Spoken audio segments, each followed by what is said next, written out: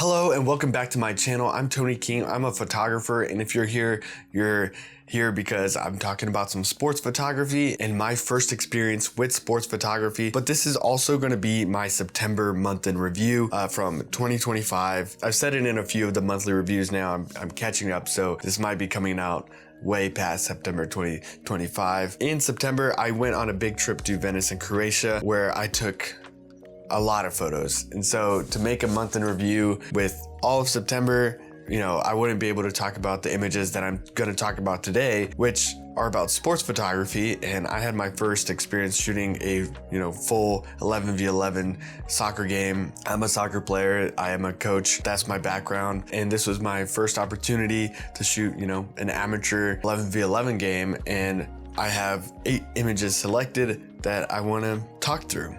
Now, I was shooting on a 135mm Rokinon prime lens and a 500mm TT Artisan prime lens. You might think it's crazy to shoot sports with a prime lens or with a non-autofocus lens. It was all manual focus. I feel like that is completely out of the ordinary these days. Everybody's shooting autofocus, really fast bursts, all this, which I think is great. I want to try to stick out somehow, and not in just a way to take away my potential abilities with a camera or anything.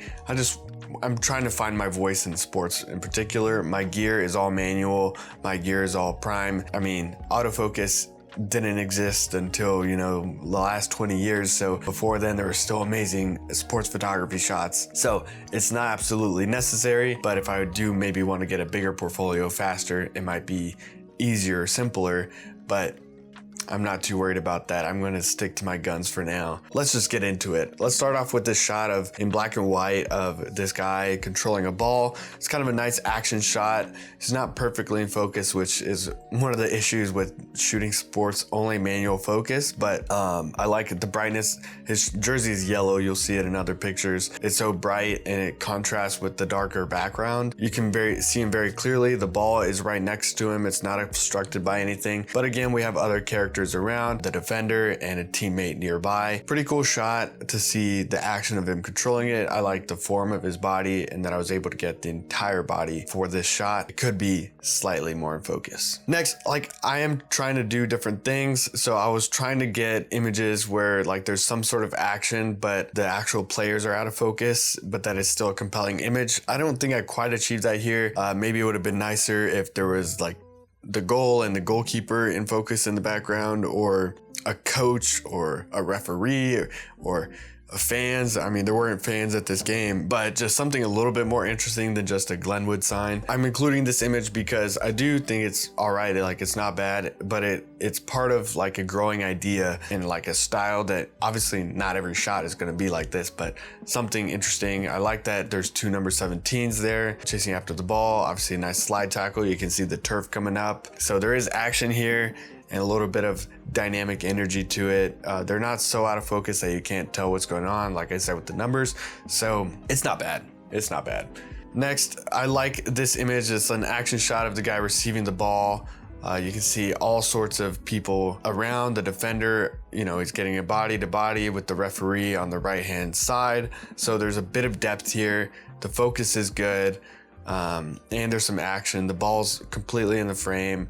Maybe I wish that the guy behind the ball wasn't behind the ball, maybe slightly to the left and the ball closer to the foot. But at this point in time, I can't be a chooser. I gotta be a beggar a little bit. But I like the bokeh in the background. This is a cool shot for me. There's some emotion in it and nice action. This is another one where I'm working with the particular action being out of focus. So the number 17 here is soft, whereas the defender applying pressure is the one in focus. I think I nailed the focus on him pretty well. And his eyes are on the ball. And we see the ball completely. It's slightly off the ground, which is pretty cool. And, you can see his muscles. It's all, I think, a pretty cool sports shot with the defender kind of. If I was photographing this, I was actually there for the red team, but I got a lot of shots of the yellow team.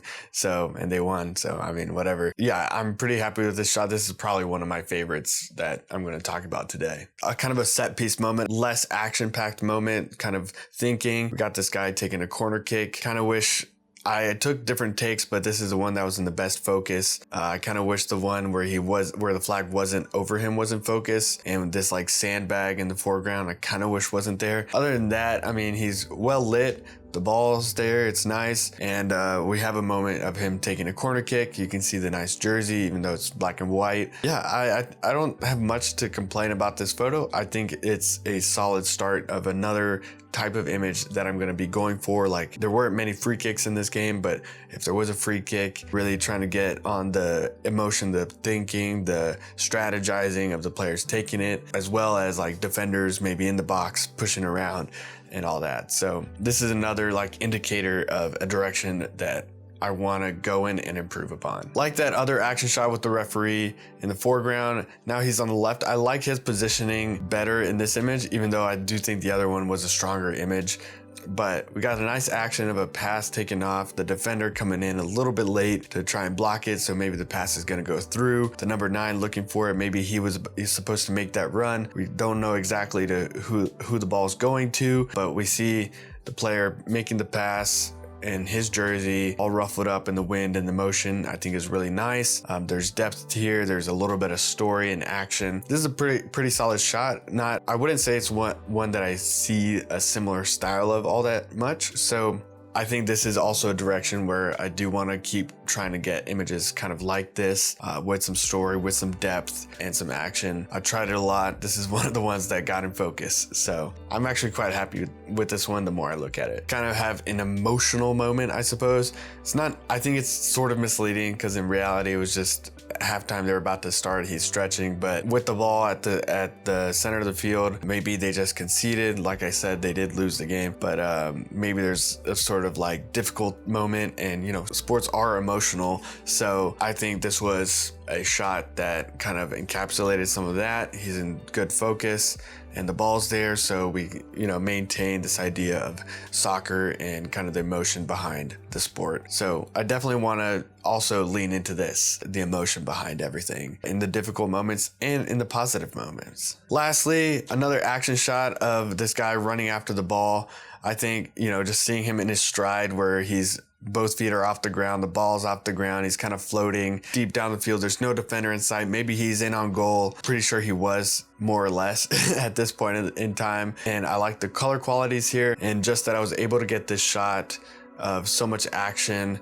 Like, even his fingers are in this like weird position where it's like that's what happens when we're running at high speeds and being athletic. Sometimes we don't really know exactly what we're doing with our limbs, which just goes to show the intensity of this moment. Maybe I would have liked to be slightly tighter, or maybe a little bit lower even to the ground, but you know, for the first time taking sports photography, I'm pretty satisfied with how this shot turned out. Overall, looking at these images, I mean, maybe it's just because I'm looking at only these and I'm not looking at the other ones. I actually started to feel like I did a little bit better than I thought so at first, because, you know, I was kind of disappointed in myself that I felt like I could do better. Maybe I could, I don't know. I hope so I can in the future. But, you know, this is the idea, to like continue practicing on some of these elements: emotion, action, depth, story, that I want to focus on in sports, specifically in soccer. Obviously, like I said, I'm involved in the sport. More opportunities are going to come for me to take photos like this, and I can only get better from here. I've learned a lot from this experience, primarily what I'm looking for from which angles and kind of when they're going to happen, what to prioritize when I'm like trying to follow the action with the camera. So these are things that, you know, in the future, hopefully I will be able to speak on in a better way, because I'll have had more experience and a wider selection of good quality photos to share about them. So I hope you enjoyed this video, the September month in review. You'll be seeing plenty more photos if you subscribe to my channel from my trip to Venice and Croatia. Also in September, I've got plenty of things to say about that selection of images. So stay tuned, subscribe to the channel. Like I said, I've been Tony King. I hope you enjoyed the video. I'll see you next time.